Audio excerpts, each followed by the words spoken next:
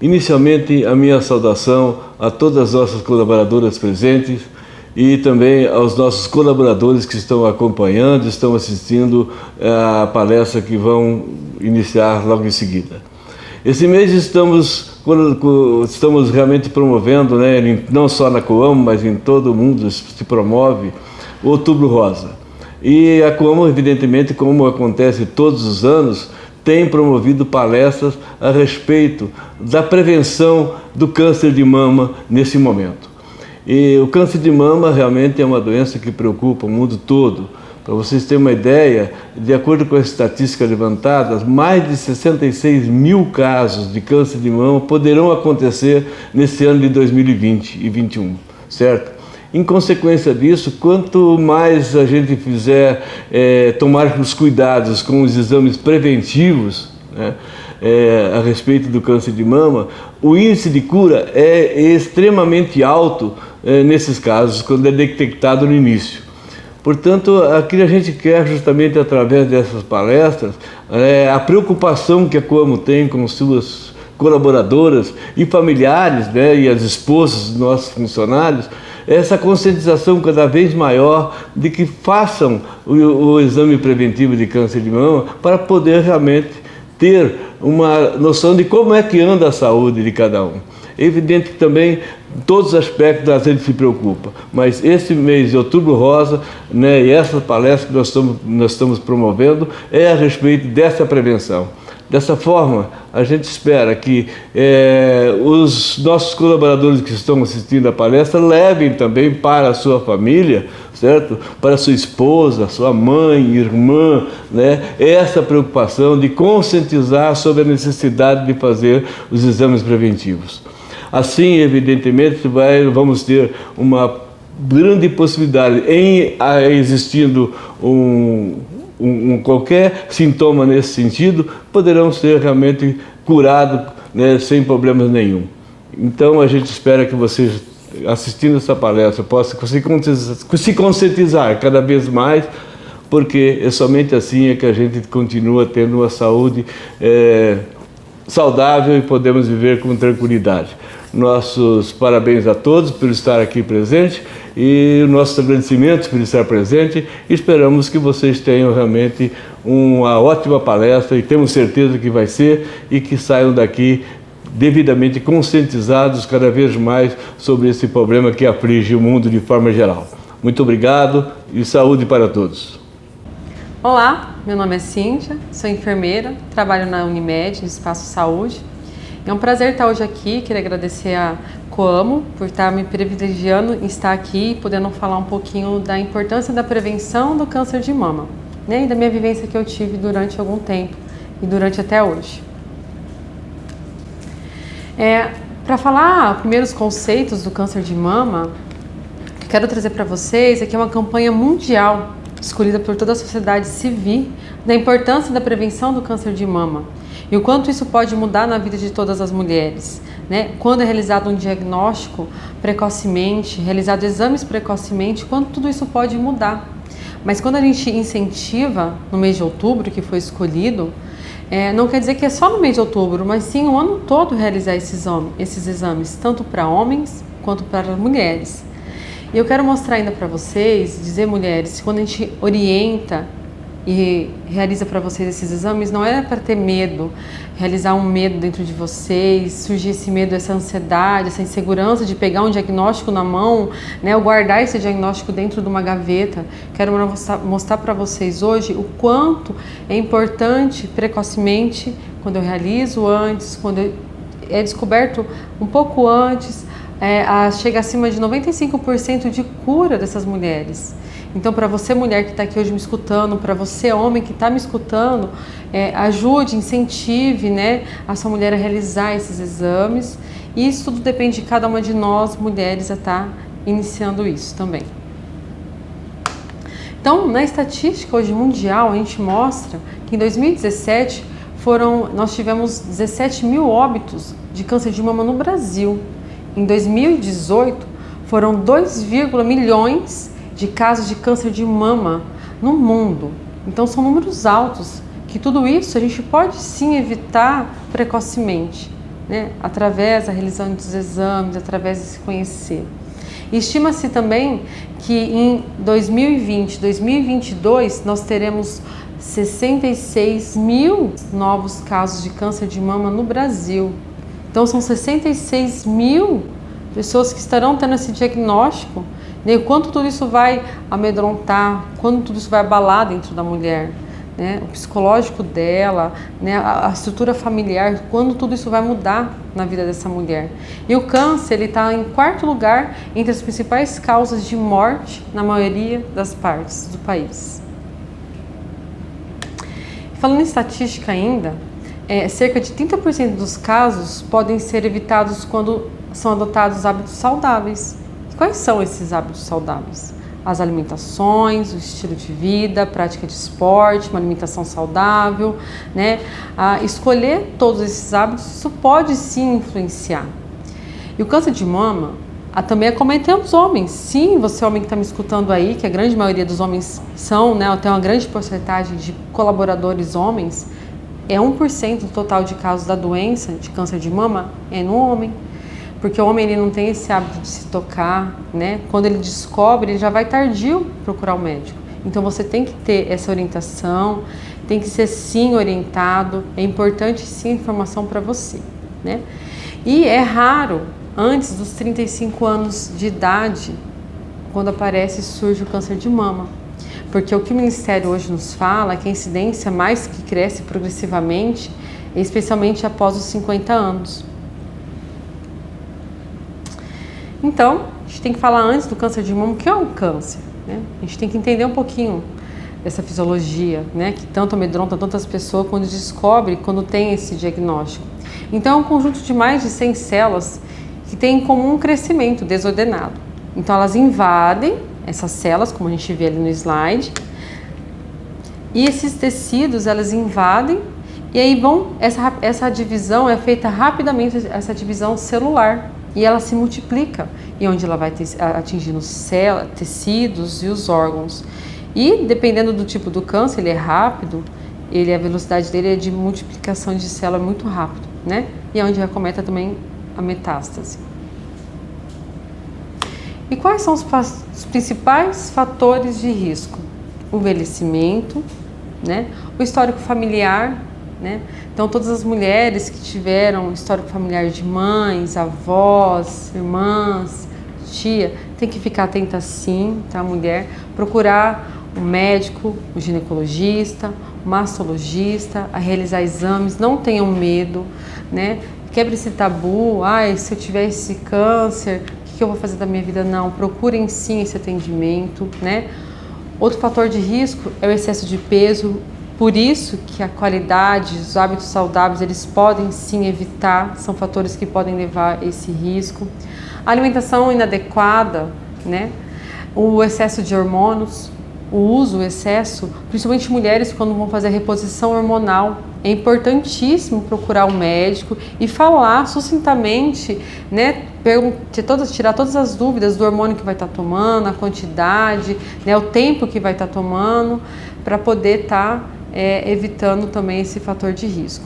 Exposição à radiação, o consumo excessivo de álcool também é um fator de risco, e o sedentarismo. Então, esses fatores, eles fazem parte da maioria da vida de toda a população. Então, eu tenho que ter essa informação para poder evitar e saber procurar aonde eu vou iniciar toda essa mudança de hábitos de vida também. E falando aqui um pouquinho, para iniciar ali o câncer de mama, né, falar um pouquinho, eu tenho que conhecer a mama, né, eu tenho que saber me tocar, eu tenho que conhecer e saber aonde acomete esse câncer. Então, quais são as estruturas anatômicas da mama? Tecido de gordura, os lóbulos, ductos, auréola, mamilo e lóbulos. Então, toda essa estrutura é onde ele acomete, onde está alguns cânceres, que são deles os lóbulos e nos ductos. E quais são a função da mama? A função da mama, mais nada que é a amamentação. E a amamentação, sim, é um fator protetor do câncer de mama. Mães que podem amamentar, que conseguem amamentar, amamente seu filho, né? Até mais que 6 meses, Porque ele é um fator de proteção e essa é a função da mama. Então, os principais tipos de câncer de mama são os carcinomas ductal, né? Que lá no ducto ele é formado, que acomete cerca de 80% dos casos de mama, que é o mais comum. E o carcinoma lobular é o diagnosticado cerca de 5 a 10% dos casos. Quando eu falo estadiamento, nada mais é que a radiação desse câncer, né? Aonde ele vai estar irradiando. Então, existem os estágios do câncer, estágio 1, 2, 3 e o 4. Quando eu falo do 1, são os tumores menores que 2 centímetros nos linfonodos negativos. E o estadiamento 2 são tumores menor que 2 centímetros, com linfonodos comprometidos em tumores entre 2 e 5 centímetros de linfonodos negativos e comprometidos ou em tumores. E acima de 5 centímetros, linfonodos negativos. Então, todos esses termos técnicos, né, da fisiologia são diagnosticados, são relatados dentro dos exames também, quando é realizado, que o médico, o mastologista, vai estar explicando para a paciente. Voltando aqui um pouquinho, no estadiamento 4, que é metástase, é quando atinge órgão à distância, como ossos, pulmões, né, e fígado. Então, quando lá naquele slide, lá quando eu falei que era o câncer, porque existem vários tipos de câncer. Uns são mais rápidos, a divisão celulares deles são rapidamente, é mais intensiva, é mais invasiva. Então, por isso, muitas mulheres, quando descobrem, já estão com metástase, que significa o quê? Que atingiu outros órgãos. Então, nada mais que a gente tem que ver também quais são os sinais e sintomas, né? Então, a mulher, ela precisa se tocar, ela precisa se enxergar, ela precisa conhecer seu corpo para saber a anomalia que está tendo ali. Porque muitas mulheres, infelizmente, não têm esse costume de se olhar no espelho. Então, quando eu me olho no espelho, né, o que eu vou ver? Eu tenho que comparar o tamanho da minha mama, eu tenho que comparar se tem uma retração da minha mama, do formato do mamilo, né? Se tem uma alteração na cor também, a espessura, como fosse uma textura de casca de laranja na pele. Eu tenho que tocar a minha mama de uma forma que eu possa sentir um nódulo. E quando eu sinto esse nódulo, são alguns sintomas. Eu não posso achar que é apenas um carocinho, né? Eu tenho que apertar a minha mama para verificar se há alguma perda de líquido ou uma secreção pelo mamilo, que há também, que pode vir a acontecer. E quando eu vou estar realizando esse autoexame de mama? Eu posso realizar o autoexame de mama após 2 semanas da menstruação, após 2 semanas do ciclo menstrual, que é o melhor tempo para se estar também se avaliando, se tocando também. Falando um pouquinho também em câncer de mamas em homens, né, que é importante você que está me escutando, né, sinais são a protuberância e inchaço também, por isso que é importante, e ele também é indolor, né, mas nem sempre, ou geralmente ele pode ser indolor. Então você também tem que se tocar para ver essa alteração da mama, porque como eu falei lá no início, alguns homens quando descobrem tardiamente, porque não tem esse costume, não tem essa cultura de se tocar, né? A pele ela fica também um pouquinho mais inchada, um pouquinho mais enrugada, há retração também do mamilo, né? Há uma vermelhidão na pele, há um inchaços também, né? E o que ele deve fazer? Procurar rapidamente atendimento médico, não fique guardado isso para você, né? Você tem que procurar atendimento, uma avaliação com o mastologista para poder te orientar, realizar os exames corretos, mais rapidamente e realizar todo o procedimento necessário a serem realizados para o momento. Diagnóstico, quando mais cedo, os estudos falam 95% de chances de cura de um diagnóstico precoce. Quanto mais cedo eu descobrir a chance de cura desse diagnóstico precoce, né? O rastreamento, é um mamógrafo, deverá ser incluído em mulheres assintomáticas também. Então, mulheres, como eu falei lá no início, que acima de 50 anos que não tiveram câncer, em caso na família, elas devem realizar a cada 2 anos, mulheres acima de 50 anos. Mulheres que tiveram, né, o histórico familiar, ela tem que procurar um mastologista, né? Ele vai orientá-la a realizar o exame corretamente, né? E também existe o câncer de mama hereditário ocasional, que não quer dizer também que se eu tive na minha família eu vou ter ou não ter. Por isso é necessário sempre a realização e periodicamente estar procurando atendimento médico, avaliação. E lembrando sempre, tá? Que independente da idade, caso encontre algum achado anormal nas mamas, devem procurar um serviço de saúde para avaliar e ter a conduta correta. E quais são os exames de diagnóstico que ele vai estar realizando? Então, conforme cada situação, o médico vai estar avaliando ou com ressonâncias, ou com mamografia, como a gente coloca ali nas imagens, né? A biópsia ou ultrassom. Então, conforme cada orientação, cada conduta, ele vai estar orientando no tempo certo, o exame correto também a ser realizado. E agora vamos falar um pouquinho do autoexame de mamas, né? A gente tem uma figura ilustrativa que nos mostra como realizar. Então a mulher e o homem também, em frente ao espelho, né, ele vai olhar a mama dele, vai notar se há uma diferente. Com as pontas dos dedos ele vai poder tocar toda em volta da mama, tanto debaixo do braço esquerdo e debaixo do braço direito também. Porque pode acometer alguns carocinhos nas axilas. Se você sentir qualquer nódulo também tem que procurar o médico, porque pode ser alguma alteração, né? Em cima da mama, do lado deitando-se também, em pé, deitada, né? Explore os círculos também, realizando o círculo, vai explorando toda a sua mama, né? Apertando para ver se sai qualquer líquido também, é importante. Por isso, a grande importância da realização do autoexame de mama, porque a grande maioria das mulheres, quando elas procuram um mastologista, é porque elas sentiram, né? E as dúvidas do serviço de diagnóstico, né? Qual que é a diferença de uma ultrassom e de uma mamografia, né? A ultrassom, ela é um exame mais de som que vai estar verificando, avaliando, né? E o mamógrafo também ele vai ver quando são nódulos mais calcificados. E uma pergunta mais comum que a gente sempre tem é se mulheres que têm silicone, se elas podem fazer a mamografia. Como não, como elas devem realizar, tá? Então, antes de falar um pouquinho da minha história, da minha vivência, eu quero lembrar vocês, mulheres, que estão aqui me ouvindo, me vendo hoje, o quanto é importante a prevenção. E esse ano, nós estamos vivendo um ano extremamente atípico, um ano diferente. E muitas mulheres estão deixando de procurar atendimento médico, deixando de realizar exames extremamente necessários por conta da pandemia. E a gente sabe que todos, principalmente em Campo Mourão, que todas as clínicas estão tomando todos os protocolos, todas as medidas de segurança para estarem atendendo vocês. Então não deixem de procurar o serviço médico para realizar o exame, né? Realizar os exames necessários, os ultrassons, mamografia. Procure um médico, não deixe isso virar tardio, não deixe que aquele número cresça, não deixe que aquela porcentagem aumente. Então procure um médico, procure a clínica, né, a realizar o exame sim, marque o horário, né, vá toda paramentada, com todos os protocolos a ser seguidos. Então não deixe a pandemia também levar a sua vida num rumo diferente, né, principalmente agora com câncer de mama. E agora eu quero contar para vocês um pouquinho da minha história, né?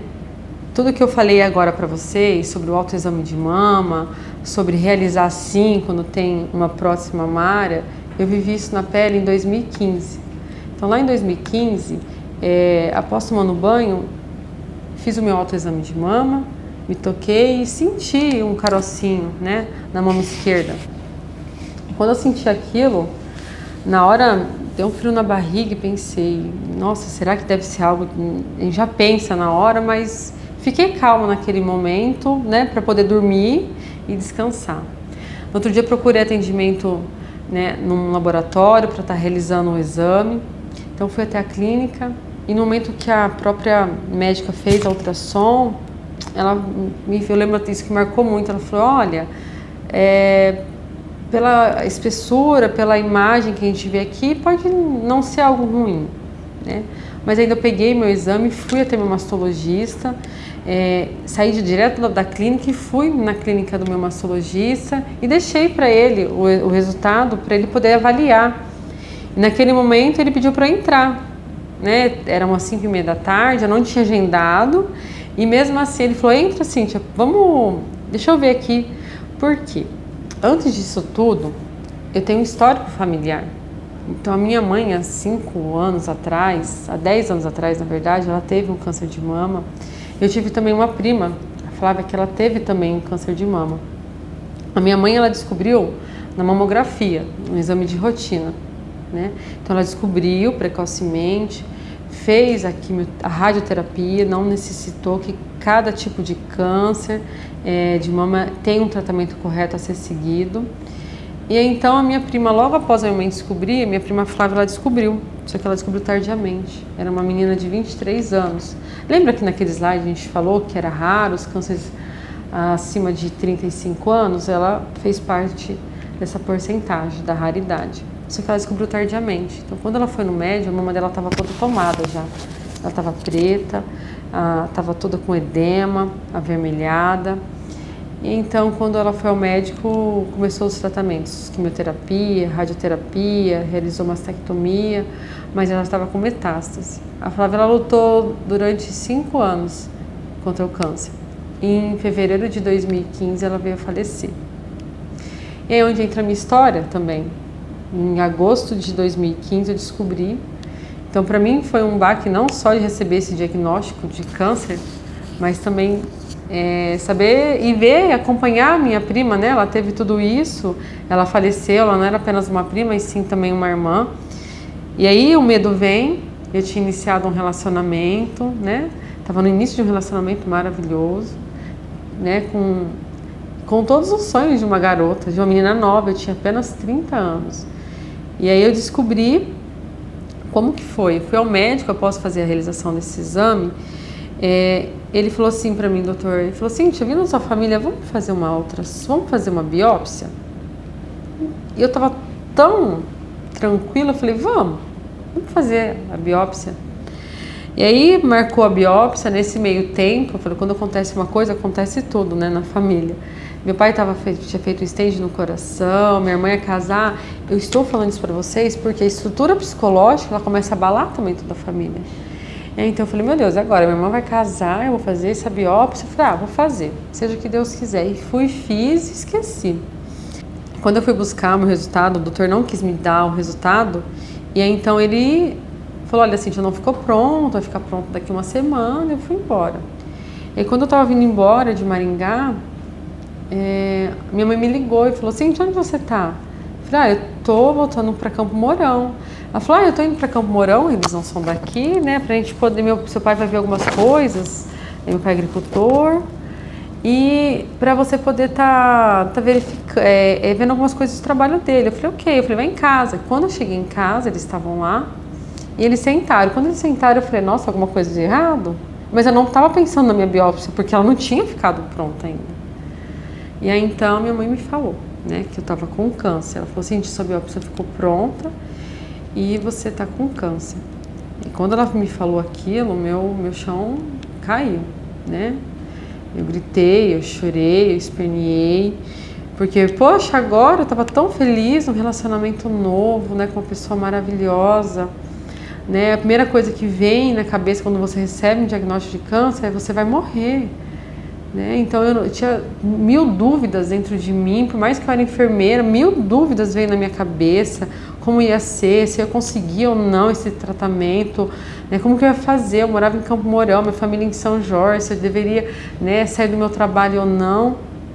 Então tudo foi um vulcão naquele momento, né? Uma tempestade. Aí então fui pro médico e aí começa a batalha. Aí vai, faz vários exames. Cada exame que eu fazia era um choro que vinha, porque era um resultado positivo, era um resultado que eu não tinha metástase, nem no pulmão, nem nos ossos. Então aquilo foi me tranquilizando. Quando eu passei por um médico, um ginecologista, que ele fez a diferença no meu tratamento. Ele me falou bem assim, Cíntia, o que você vai passar, seu cabelo vai cair, você vai retirar suas mamas, tudo isso vai passar. Fica bem, né? Aguenta firme que você vai passar. Naquele momento eu coloquei na minha cabeça, vai passar. E aí então eu escolhi viver minha vida. Eu escolhi sim fazer o tratamento, escolhi sim fazer a mastectomia, né? Fazia 1 ano e meio que eu tinha colocado prótese mamária. Então eu tinha 1 ano e meio, tinha feito todos os exames e aconteceu aquilo. Então o câncer, ele não escolhe a pessoa, ele não escolhe quem vai ser. Então eu fiz todo o meu tratamento. Primeiramente fiz a mastectomia, né? No mesmo dia já foi feito a reconstrução da mama. Na figura ali você pode ver, né, uma mama com a mastectomia ali, né, do lado direito, lado esquerdo daquela paciente. Aquela figura ao lado são o extensor, que também pode ser colocado. No meu caso não colocou extensor, sim somente a prótese mamária. E aí a minha irmã casou, né? Eu falei um pouquinho que a minha mãe ia casar. Quando ela casou numa sexta-feira, na quarta-feira foi minha cirurgia. E quando começou a minha quimioterapia foi em novembro de 2015, no dia 3, se eu não me engano. No dia 15, meu namorado na época me pediu em casamento, fez um noivado lindo. Meu cabelo não tinha ainda caído. Eu tinha esperança que meu cabelo não iria cair, né? Então eu falo cada detalhe para vocês, né, como mostra aí a minha história em 2015. Porque tudo pode acontecer com a gente. Então a gente não pode pensar, isso não vai acontecer comigo.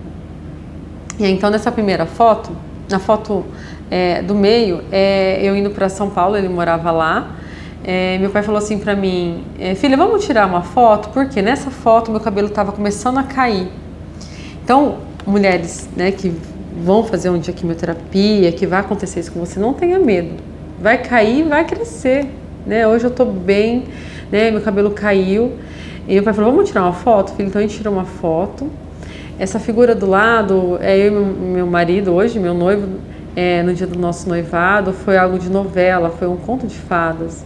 E aqui, após a cirurgia, a gente fez uma viagem, né? Fui viver a minha vida mesmo antes de iniciar a quimioterapia. E aí, então, essa foto ali que está na árvore de Natal é no dia que eu rapei minha cabeça. Então, nesse dia eu escolhi ir num shopping, em São Paulo eu estava, me maquiei, fiquei bem bonita e rapei minha cabeça. E quando eu olhei, meu marido estava rapando a cabeça, ele é um homem extremamente vaidoso. Quando eu vi aquilo, foi algo que marcou muito, porque num relacionamento, eu tenho que falar essa fala para vocês, homens, o que fica é o amor, né? O homem, ele tem sim que dar essa oportunidade, tem sim que ficar do lado das mulheres, porque não é só uma mama que a mulher perde, não é só um cabelo, a sexualidade dela, o lado dela psicológico, né, os hormônios dela mudam, ela vai ficar irritada, ela vai ficar nervosa, ela vai se sentir muitas vezes uma mulher feia, como muitas vezes eu me senti, e ele estava lá do meu lado, sempre me desejando, sempre me amando. Então eu mal casei, eu mal noivei e tive a primeira experiência na minha vida, né? Na alegria e na tristeza, e na saúde e na doença. E aí, minha mãe ali comigo, eu já carequinha. Todo mundo pergunta, mas o cabelo cai tudo? Por que tem que rapar? Cai, porque começa a cair tanto o cabelo, cai que eu tinha que pegar uma sacola e colocar todo o meu cabelo, né? E eu falei, meu cabelo era comprido, então eu tive que rapar o cabelo, e todo aquele toquinho do cabelo, ele caiu também. Eu fiz minha sobrancelha, né? Meus cílios caiu, todos os pelos caíram. Essa foto aí na praia, eu tava careca ainda, foi no último dia da minha quimioterapia. Eu, em vez de fazer quimioterapia, eu falei, olha, doutor, eu não vou.